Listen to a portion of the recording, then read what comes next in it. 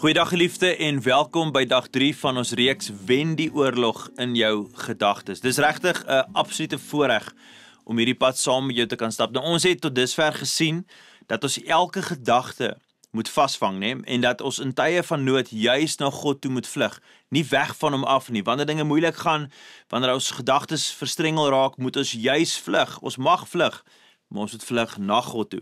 Nou vandag wil ek jou herinner aan iets wat ons te maklik vergeet.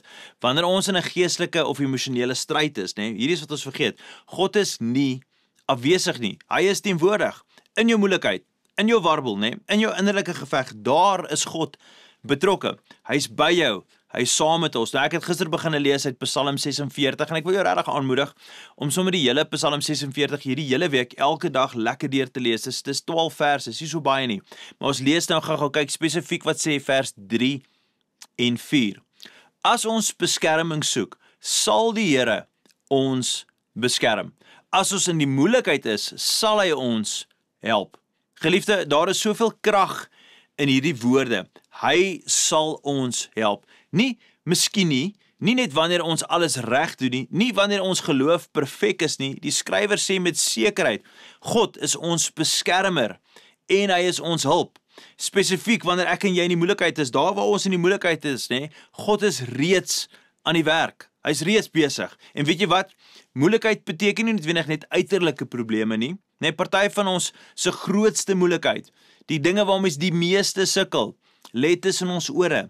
Die stem van selfverwyd, die stem van vrees, van die woorde van minderwaardigheid of die gevoel van ek is net nie goed genoeg nie. Geliefde, Psalm 46 sê, selfs in daardie plek sal hy jou help. God beskerm jou nie net teen buiteaanvalle nie, hy beskerm jou en vir my ook teen innerlike vernietiging. Geliefde, daar in ons gemoed, né, in jou hart, in jou identiteit, né?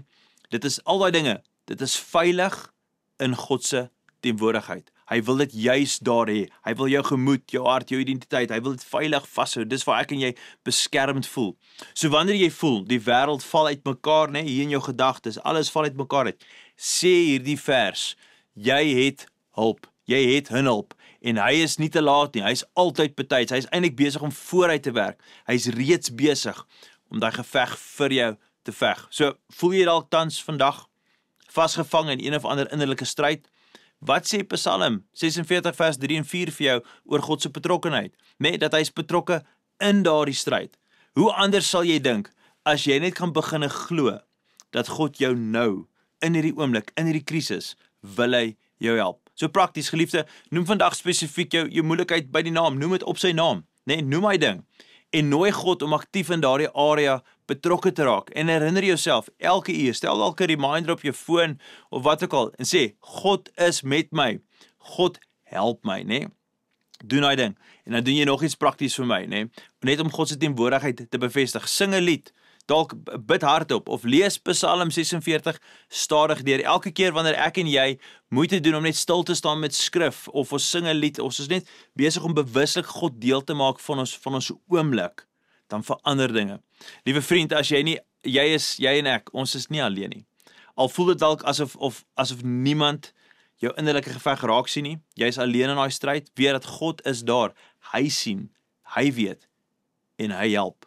Geliefde, ek hoop hierdie week sover is vir jou sinvol. Môre gaan ons ontdek dat daar selfs in hierdie plek van hulp 'n vreugde is wat net uit sy, God se teenwoordigheid kan vloei. So ek hoop jy skakel môre saam met ons in vir ons volgende dag oor hoe wen ons stryd in ons gedagtes. Kom ons bid saam. Vader, so baie dankie dat wanneer ons onsself wend na u woord toe en ons spandeer tyd in u teenwoordigheid, dan besef ons u is 'n God wat reeds vir ons veg en u het reeds vir ons die oorwinning behaal.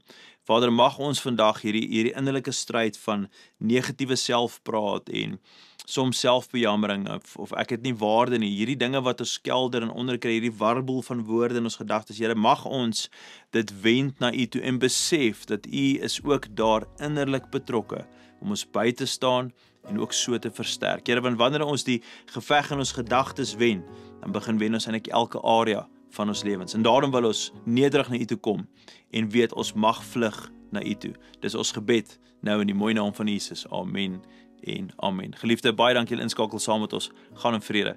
Totsiens.